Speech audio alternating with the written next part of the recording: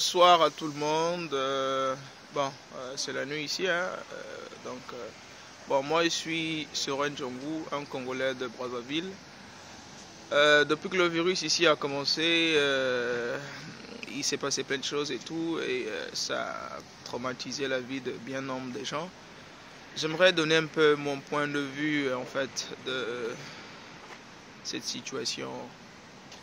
Actuellement ici en Chine, comme vous pouvez voir, tout le monde se balade comme ils veulent. Vous voyez les Chinois là-bas, ils se baladent sans masque et tout. Voilà, la vie est presque à moitié normale. Mais malheureusement, dans des écoles, en particulier des universités dont je fréquente souvent, les élèves sont toujours bloqués là, ils ne peuvent pas voyager et tout. Dans certaines universités, on les a permis quand même de se déplacer, peut-être 3 fois dans la semaine, et puis tu ne peux pas rentrer après, je crois, 10 heures, 11 heures du soir.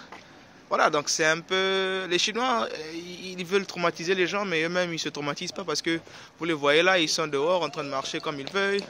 Ils blaguent. Bon, certains portent quand même des masques, certains ne portent pas. Voilà. Il paraîtrait qu'il y a une deuxième vague, il y a encore des gens qui se contaminent et tout. Tout ça, c'est chiant. Bon, moi, en tant qu'Africain, je vous dis vraiment qu'on a envie de revenir en Afrique, hein, seulement.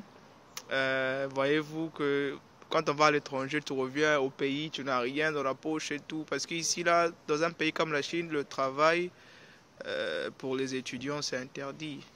Donc, c'est pas trop la joie. Donc, ce qu'on veut d'abord faire, c'est de se faire assez d'argent, investir au pays, monter un petit business et puis... quand tu seras même Parce que le rêve, moi personnellement, mon rêve n'est pas l'étranger. Mon rêve, c'est de repartir en Afrique, boomer là-bas, et devenir un petit Dangote, après un grand Dangote. Et parce que je pense bien que la richesse qu'on peut se faire en Afrique, comparée à ici, il n'y a pas de comparaison en fait. Parce que ici, déjà, la plupart des opportunités sont presque occupées. Mais en Afrique, les opportunités sont de façon foisonnante. Donc, je suis,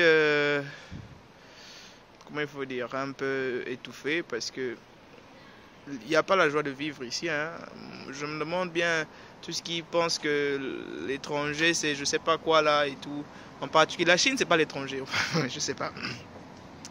C'est un système vraiment de côte bacang, genre, comme on dit chez nous. C'est la prison carrément. Bon, allons seulement. Le président avait dit que Bitcoin, hein, allons seulement. Donc, c'est part. C'était votre frère Seren Djongou. On est ensemble en tout cas.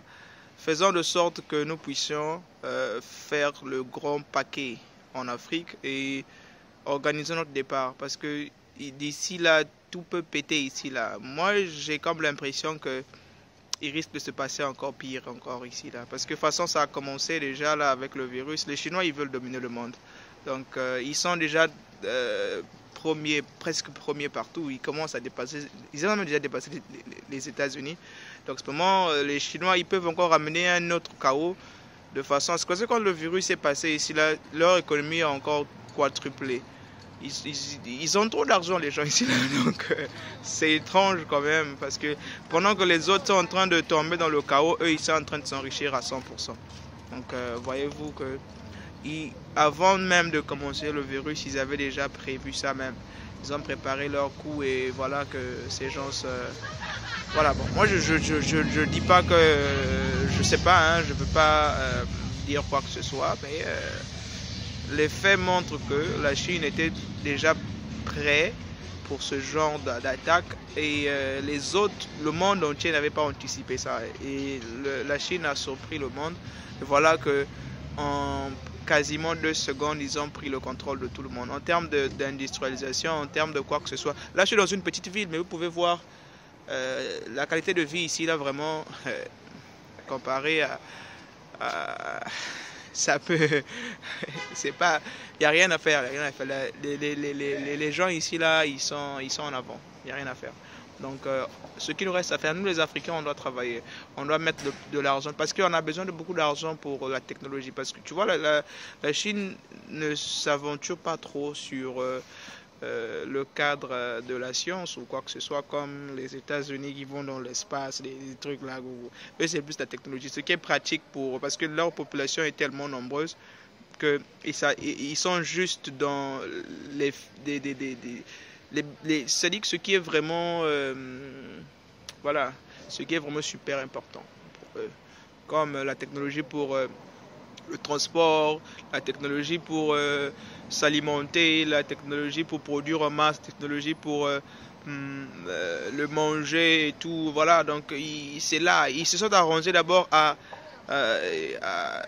enfin, à devenir libres, à produire tout ce qu'ils peuvent avoir besoin d'eux.